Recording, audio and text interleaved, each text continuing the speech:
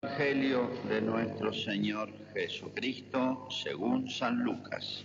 Gloria a ti, Señor. Cuando estaba por cumplirse el tiempo de su elevación al cielo, Jesús se encaminó decididamente hacia Jerusalén y envió mensajeros delante de él.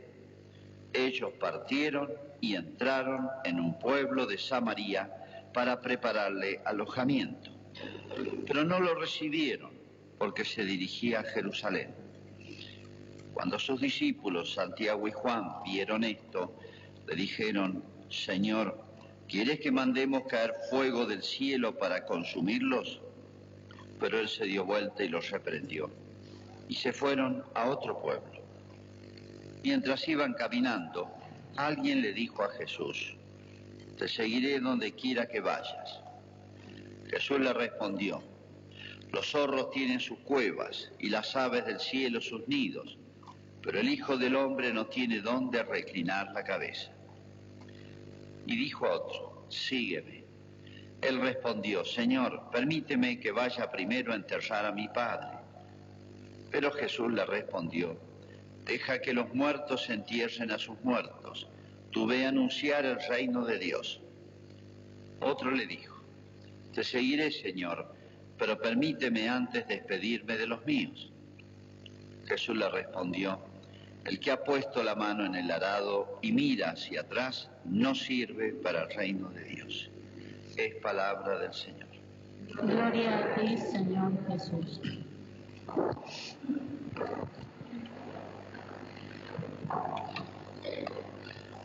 Bueno, si yo preguntara a los aquí presentes, me incluyo, y les preguntara de qué religión son, obviamente me dirían: somos cristianos católicos. ¿Por qué? Porque, bueno, me bautizaron allí y he perseverado y adhiero, conociéndola, a la religión católica, porque más o menos la conozco. Pero un defecto muy generalizado nuestro, de todos, es pensar que es simplemente adherir, como decir: que sos vos, argentino. Sí, soy argentino. Es difícil decir soy más argentino o menos, soy argentino. Es difícil decir que hay un más, un menos en esto. O decir soy de tal equipo de fútbol. Sí, porque de chiquito me hicieron de Independiente, de River, de Boca. Pero no se puede ser más o menos. Uno queda ahí, no puede ser, podrá ser un poquito más entusiasta, qué sé yo, más fanático, seguir todo el equipo, pero todos los partidos, toda la historia. Pero bueno, en cuanto al cristianismo, nunca podemos decir yo ya soy plenamente cristiano, ya está. Se trata de adherir o no, ya adherí a una religión y ya está. No, el cristianismo tiene como una particularidad, y que siempre mi adhesión es poca, siempre mi adhesión es imperfecta, siempre tengo mañas de las que ya me acostumbré, y si ya han pasado muchos años, peor todavía, porque me acostumbré y uno dice soy así. Y ser cristiano, eso es lo que me va a explicar Jesús y nos va a dar una lección en este Evangelio de hoy. Ser cristiano exige no estar nunca, jamás conforme con uno mismo, en el sentido de la adhesión a Cristo, a mi vida cristiana. Siempre me falta algo, o siempre me sobra algo, algún defecto, o siempre hay algo que corregir. Y decía, repito, el gran defecto de todos los cristianos es estancarse, estacionarse, es decir, ya estoy bien. ¿Qué más voy a hacer? Yo soy así, yo no robo ni mato, y entonces ya soy bueno. Falta mucho todavía, falta muchísimo. Pues ser cristiano es llevar una vida, y por eso Jesús vino y se presentó y vivió y nos dio ejemplos extraordinarios, es llevar una vida proporcionada al cielo. Es una vida proporcionada al cielo. Y a ver si me explico. Hay muchos chicos que estudian inglés acá porque quieren rendir un examen. Hay varios, hay uno de Cambridge, por ejemplo. son exámenes internacionales. Los toman en Mendoza y uno se prepara, lo prepara una profesora, prepara un instituto y bueno, estaré preparado para aprobarlo y mirá, anda a probar. Bueno, muchos van, se preparan años y no aprueban el examen. Significa, no estaba suficientemente preparado para aprobar un examen internacional de inglés, el de Cambridge. Nivel 1, nivel 2, nivel 3, sé que hay muchos niveles. Entonces dice, sí, no tenía suficiente inglés, no sabía suficiente inglés como para aprobar ese examen. Bueno, el cielo es algo parecido. La vida eterna, el paraíso, es tan grande que a veces creemos que simplemente con ser bautizados y muy poquitito más, no matar a nadie en la vida. ¿Y cuántas personas matan a otros? Casi nadie. Está complicado. No han robado ningún banco, no han robado ninguna casa de comercio, entonces ya creen que ya son cristianos. Falta muchísimo. O sea, tal vez no nos damos cuenta porque hablamos poco de Dios, porque pensamos poco de Dios, porque hablamos poco del cielo, porque pensamos poco en el cielo, que son tan grandes que es un examen difícil para poder entrar. Y a veces lo hacemos a nuestra medida, demasiado a nuestra medida. Y cada vez, así como ha bajado el nivel en nuestro país, no sé en el resto del mundo, pero en nuestro país ha bajado tanto el nivel de la primaria, de la secundaria, de la universidad, que ya damos lástima, que es vergonzoso, y hay que decirlo en público, y lo dicen los que están en el tema, ha bajado tanto el nivel de exigencias, no hay cultura del esfuerzo. Esto afecta también a la religión. No hay cultura del esfuerzo para ganar el reino de los cielos. Y Jesús dijo muchas veces, lo ganan los esforzados, el que persevere hasta el fin se salvará. Él se puso de ejemplo como para decir, miren, yo les voy a indicar bien el caminito, no solamente con palabras hermosas, sino se les voy a indicar con una vida, la mía. Bueno, acá tenemos un ejemplo, 4 puntitos, 2 frasecitas. Jesús es muy breve, pero es muy contundente. Vamos a analizar un poquito el texto porque hay mucho dicho acá. Cuando iba, dice San Lucas, a cumplirse el tiempo de su elevación al cielo, o sea, es la pasión de Cristo, es el juicio de Cristo, la condena a muerte, la ejecución, etcétera, toda la pasión que ya conocemos. O sea, cuando se acercaba el tiempo, Jesús se encaminó decididamente a Jerusalén, como diciendo, enfrentó una dificultad que conocía. Jesús sabía puntualmente todo lo que iba a pasar, y en vez de escaparse del país para que no lo agarren, para escaparle a la prueba, simplemente cumplió su deber, y lo cumplió heroicamente, y lo cumplió, por así decir, sobrándole fuerza del corazón. Subía decididamente a Jerusalén, con ganas, diría con más ganas todavía, sabiendo lo que le esperaba. Con ardor he deseado beber este cáliz, dijo en otra oportunidad. Y bueno, venía de camino y pasó por Samaria. Samaria, lo he explicado muchas veces, no era una provincia, pero era como una zona chiquita en el centro de Jerusalén, de Israel, que estaba en el camino del norte al sur. Si uno quería evitar pasar por ahí, tenía que hacer como 30 kilómetros más. Y bueno, a pie es mucho. Entonces muchos pasaban. Y lo complicado era pedir hospedaje o comprar comida, porque se odiaban tanto mutuamente que ni por plata. Vienen acá, piden hospedaje y no quieren. En otra oportunidad Jesús hacía el camino inverso. De Jerusalén iba al norte y se encontró con la samaritana, y se acuerdan que quedó admirado de lo que le enseñaba Jesús, lo que le dijo, y bueno, se quedó 3 días Jesús porque se quedaron fascinados los samaritanos con las enseñanzas de Jesús. Pero iba al revés, iba de Jerusalén al norte, al interior. Acá detestaban los samaritanos especialmente a los de Jerusalén, a la capital. Y ellos decían que no había que ir a Jerusalén a rezar al templo. Ellos tenían su propio lugar de culto. Pero bueno, acá un detalle. Se portan mal los samaritanos. El problema que había por el cual se odiaban llevaba 500 años. 500 años de rencores, es demasiado. A veces da una bronca chiquita por una cosa, una injusticia, pero pasa una generación y otra y se mantenía ese rencor histórico que había entre judíos y samaritanos.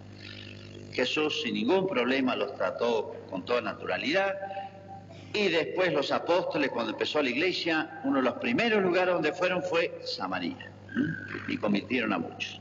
Pero fíjense un detalle y una enseñanza para nosotros, porque se tenían esa fobia, esa bronca histórica de muchos años, y se iba trasladando de familia, generación en generación, cosa muy mala esa, trasladar rencores de familia, generación tras generación, es muy malo eso, y a veces se hace. Bueno, se privaron de Jesús, nada más y nada menos, por una cosa que ni siquiera era un asunto entre ellos, era de los antepasados. ¿Cuántas veces hay gente que se aleja de la iglesia? Porque no me gusta el cura, se privan de Jesucristo. El cura es lo que hay, lo siento, no hay otra cosa, va a malar. Pues bueno, a veces no fui más al grupo porque hay cosas que no me gustaron. Esa frase la he escuchado 100 veces, no una vez, y ustedes también. Ese grupo que me hacía bien, ese grupo de la parroquia, ese grupo de la iglesia, ese grupo de perseverancia. No voy a la iglesia porque hay gente ahí caras que no me gustan. Si va fulano, entonces siempre un pretextito tonto, una razón tonta, y se privan de Jesús, nada más y nada menos. Fíjense lo irracional que es el ser humano, analícenlo bien. Samaria es un ejemplo, se privó de Jesús montones de veces. Jesús le hubiera dedicado tiempo como a todos los demás, pero como era de judío, no lo recibía. Pasan esas cosas. Segundo, Santiago y Juan. ¿Qué le proponen a Cristo? Al ver este gesto, se enojan. Tenían un temperamento muy fuerte los dos hermanitos. Jesús le puso un sobrenombre, hijos del trueno. Se enojan por cualquier cosa, explotan como un rayo, un trueno. Así les puso Jesús. Bueno, no está mal tener un temperamento fuerte, digamos. El tema es moderarlo. Con la inteligencia, se llama la prudencia y la caridad. No está mal enojarse ante una injusticia. No está mal enojarse ante un error, un mal. Es buena señal. Es mala señal no enojarse por nada. O enojarse solamente cuando me tocan a mí, a mi yo, a mi interés, a mi fama, a mis cosas. Eso se llama amor de sí, egoísmo. Pero cuando yo me enojo ante una injusticia que hacen objetiva con Jesús, es buena señal. Pero hay que moderarlo, porque la ira no tiene medida. ¿Y quién lo modera? Bueno, para eso tengo la cabeza. Más o menos Jesús le dice, mira, Santiago y Juan se enojan, quieres que mandemos caer fuego al suelo y los queme a todos. Nada más. Estaban enojados, se ve. Pero fíjense dos detalles para justificar a los apóstoles. Hacían unos 500 años en ese lugar había ocurrido un episodio parecido. Israel se había portado muy mal y el profeta Elías, profeta que tenía un poder enorme dado por Dios a su palabra, él decretó una sequía en Israel y durante un año no llovió. Lo mandó con su palabra y después dijo que llueva y llovió. Por eso Elías tenía fama de ser un profeta poderosísimo, Elías. Elías había mandado caer fuego al cielo y cayó y mató 500 tipos. Lo merecían, bueno. Pero había ocurrido ese episodio en ese lugar. Bueno, y además hacían semanas, poquito tiempo, que había ocurrido la transfiguración. ¿Se acuerdan de la transfiguración? Jesús llevó a Pedro, Santiago y Juan. Y ahí se apareció Moisés y Elías. El tema de Elías y Moisés lo tenían fresco. Yo diría esto, Santiago y Juan, que son los que proponen como si fueran nuevos Elías, están un poquito agrandados. Jesús los llevó a 3 nomás, eran 12 los apóstoles. Eligió 3 para la transfiguración. Fue un milagrazo extraordinario, un regalo. Entonces Santiago y Juan están medio agrandados, se creen Elías. Y Señor, ¿quiere que hagamos esto? Como diciendo, estamos al nivel de Elías. Jesús le dice, los reprendió, los trató medio duro. No tenemos los detalles de lo que le dijo, ni el tono de voz, ¿no? Él se dio vuelta y los reprendió. Jesús le está dando la enseñanza, miren, está bien que se enojen ante el mal, obraron mal los samaritanos, todo lo que quiera, yo me lo aguanto, aguántensela ustedes, tengan paciencia. Estamos en otra etapa de la historia de la humanidad. Con la venida de Jesús es el tiempo de la misericordia. No es que no haya ahora ya castigo, premio castigo. Hay premio y castigo más grande todavía, se llama el cielo y el infierno. Pero tengamos paciencia. Es tan grande aquello, es tan decisivo aquello, es tan para siempre aquello, que bueno, hagamos todos los esfuerzos, vamos a darle otra oportunidad a los samaritanos. Que les caiga fuego del cielo y mueran es un castigo temporal, físico, toca el cuerpo, pero el infierno toca todo, el alma y para siempre. Como diciendo Jesús, inauguré otra etapa en la historia de la humanidad. Un tiempo de más paciencia, pero no significa más libertad para pecar, sino más ayuda para levantarse, más oportunidades. Vamos a darle otra oportunidad. Y bueno, es lo que hizo Jesús. Entonces acá, una primera corrección, y podríamos decir, en estos 4 ejemplos, que corrige Jesús los pecados de los buenos. Muchas veces pensamos que los pecados son de los malos. Los que obran mal son los malos, son otros, yo no, yo soy de los buenos. Acá yo llamaría los pecados de los buenos, o las tentaciones de los buenos. Primera tentación, esa ira que es bueno, ese enojo ante el mal, desmedido, imprudente, falto de caridad. No buscaba el bien de los samaritanos, sino descargar la bronca.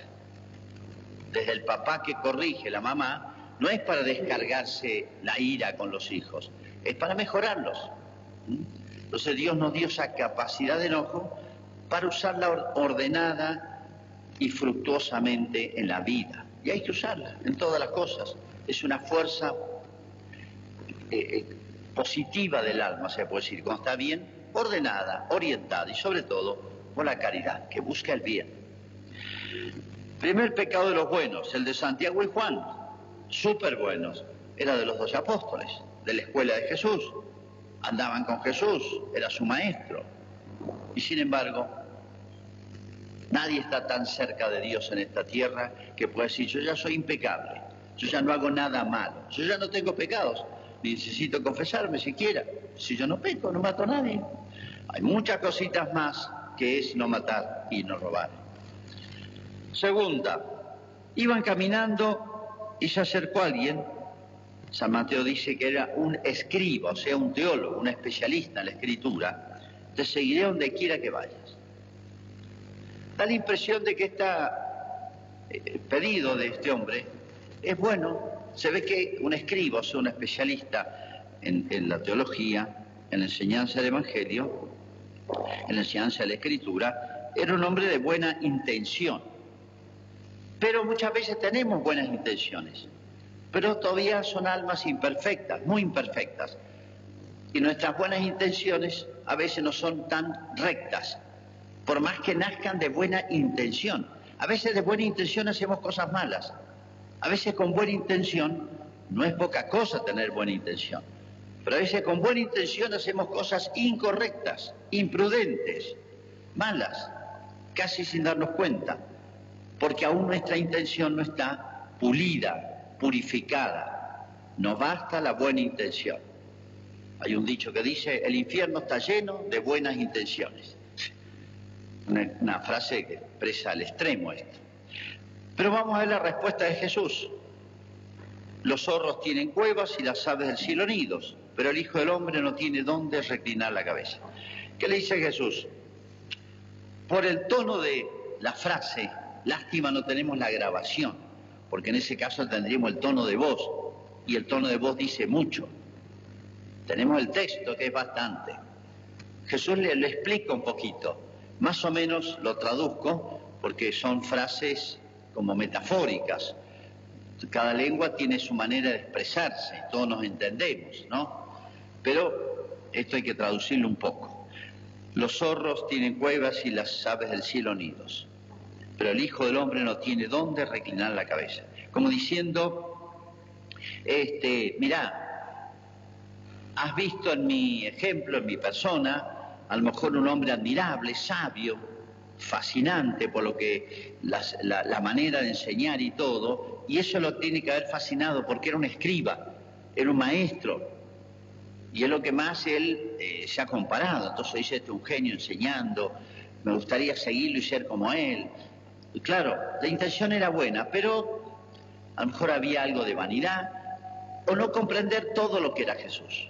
Ser cristiano no es aprender a saber muchas cosas.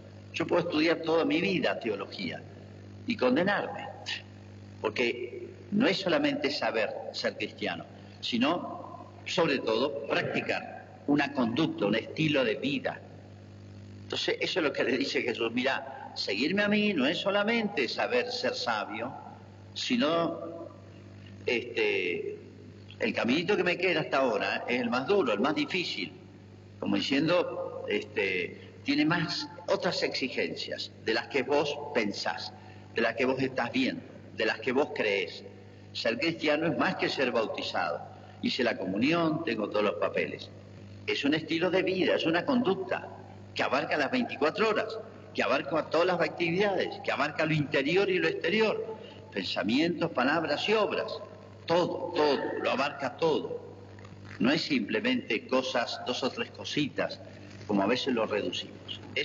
Jesús le dice, es un poquito más o bastante más de lo que vos creés, estás viendo. Tiene más exigencias y pronto las va a ver, ejemplificadas en Jesús. Otro es al revés. Jesús le dice, sígueme. Se ve que Jesús le vio condiciones, conocía su vida. Y él respondió, esperaba un poquito. Señor, permíteme que vaya primero a enterrar a mi padre. No es que el papá lo estén velando, porque Jesús no sería tan cruel. El papá, obviamente, era mayor que él y, bueno, como pasa muchas veces, una hija, un hijo queda muy cerca del papá, la mamá, hasta que mueren, porque quedan solos. Parece una cosa buena, pero Jesús le dice, deja que los muertos se entierren a los muertos. Es una frase que significa, traducida hoy, mirá, hay otros parientes, hermanos, primos, se pueden encargar de él. Yo te estoy llamando, invitando, te conozco tu familia, tus circunstancias, te llamo a algo más grande, venía a predicar el reino de Dios. Lo llamaba a ser, no de los 12, pues ya estaba el cupo, pero sí de los futuros sacerdotes u obispos. Estaba llamado a dedicarse por completo a las cosas de Dios. Y él dice, bueno, espérate un poquito, más adelante. ¿A qué representa esto? A las personas que siempre postergan. No de acuerdo, sí, mamá, ya voy, mamá. Hijo, vení, ya voy, mamá, 5 veces, ya voy, mamá. No, ya voy, no, ahora. Hay almas pesadas y hay almas livianas, ¿han visto? Hay almas prontas para las cosas buenas y hay almas complicadas, siempre tienen un pero. Uno le invita a un retiro, sí, pero se me complicó. ¿Han visto esa frase? Sirve para todo. ¿Se me complicó? Le dijo a Jesús, se me complicó. Si Jesús le dice, venite ya, sabe todo, podés. Siempre en la vida, cuando uno elige, renuncia. Si uno se casa con una mujer, renuncia a todas las demás mujeres. Si uno elige un trabajo, normalmente renuncia a otro trabajo, pues son incompatibles. Si uno elige vivir en una ciudad, no va a vivir a otra. Muchas veces elegir, según lo que uno elige, el nivel o la importancia de lo que elige, renuncia. Toda elección es una renuncia. El problema es poner un orden en las elecciones y en las renuncias. Entonces uno tiene que tener muy claro el orden de los valores. Hay cosas que son irrenunciables. Eso jamás lo voy a negociar. Esto no renuncio nunca. Hay cosas que son de primerísima importancia en la vida. Y tenemos que preguntarnos, y eso es la esencia del cristianismo, ¿qué es lo más importante para mí? ¿Qué es lo importantísimo, irrenunciable? ¿Qué es lo que viene en segundo orden, tercero, cuarto, centésimo? Si yo por un partido de fútbol dejo la misa, dejo cosas importantes, dejo cumplir mi deber de Estado, mis obligaciones de padre, de qué sé yo, o yo de sacerdote, no vengo a celebrar misa porque tengo que ver el partido, está muy mal, ¿me entienden? La vida vivimos eligiendo y renunciando. Tenemos que tener muy claro el orden de los valores, el orden de los bienes. Último, cuarto, otro le dijo, te seguiré, Señor, pero permíteme antes despedirme de los míos. Jesús, dos frasecitas. El que ha puesto la mano en el arado y mira para atrás, no sirve para el reino de Dios. Es medio duro, no sirve. Como diciendo, con esto no aprobás el examen, te falta. ¿Qué significa poner la mano en el arado y mirar para atrás? Arrancar bien, te seguiré, Señor. Arrancar bien, pero después pensarla y querer volver atrás. Es la falta de perseverancia. Es un defecto distinto. Hacer obras buenas. A veces tenemos arranques muy buenos en la vida. Los pibes, sobre todo, los adolescentes, jóvenes, grandes propósitos. Mamá, te voy a hacer todo el jardín. Una mañana entera punteando, al día siguiente largó la pala y el quinto día nunca agarró nada. Eso es de la psicología del adolescente. Tener arranques y no perseverar. Es propio de una persona madura empezar, seguir. Pensarlo bien, no atolondradamente. Entonces, la vida espiritual, la vida cristiana es las grandes decisiones de la vida, la más grande. Pero hay una virtud distinta, un esfuerzo distinto de todos los demás, que es la perseverar. Perseverancia y constancia son dos virtudes hermanitas que hacen que una obra buena la continúe. Una obra buena la continúe. A veces tenemos grandes arranques, grandes iniciativas, pero no terminativas. Dejamos la mitad de las cosas. Qué común es esto, propio de la inmadurez psicológica o espiritual. Se nota en la escuela, se nota en el trabajo, se nota en muchísimas cosas, desde el pibe que quiere arrancar, ayúdenme a dejar la droga. Va una vez a que lo ayude. La segunda se me complicó, se me hizo tarde, me quedé dormido, me pasó tal cosa. Siempre tenemos pretexto para todo, ¿vieron? Bueno, la vida espiritual es así. Es subir a montaña, pero no es un arranque. Los arranques tenemos buenos todos. ¿Son valiosos? Sí. Los arranques buenos. Pero a veces la novedad, a veces el entusiasmo del primer momento, a veces lo que más cuesta es el día 2, 3, 5, 10, 100, que pocos quedan a veces, sea una unión vecinal, una comisión de padres, un grupo de parroquia, un grupo de... los niños de catecismo, cómo nos cuesta que persevere la misa en las vacaciones, todo, para donde miremos, porque es un esfuerzo distinto. Una cosa es hacer una obra buena, y a lo mejor heroica, grandísima, generosísima, pero una cosa distinta, una bondad distinta, exige un esfuerzo distinto continuar en la obra buena. Por eso Jesús dice, el que persevere hasta fin se salvará. No pegar la vuelta atrás. Arranqué y ya encontré un pretexto para irme. Bueno, ¿cuántos ejemplos se pueden poner de esto? Una vez una persona, un chico que lo estamos recuperando. Bueno, le di trabajo, el primer día trabajó, el segundo venía a tomar mate. Padre, ¿me conviene unos matecitos? Anda a laburar. No, padre, me gusta charlar con usted. Cada vez, primero trabajaba 1 hora, después 40 minutos, después media hora, chao. No. Así no. Bueno, digo, típico argentino eso. Pero nos cuesta a todos los seres humanos. Así anda el país. Y así andan las cosas de Dios también. Y así andan las cosas de Dios en nuestra alma. Bueno, en contraste a estos 4 casos, Jesús subía decididamente a Jerusalén. El ejemplo vivo de Jesús era extraordinario.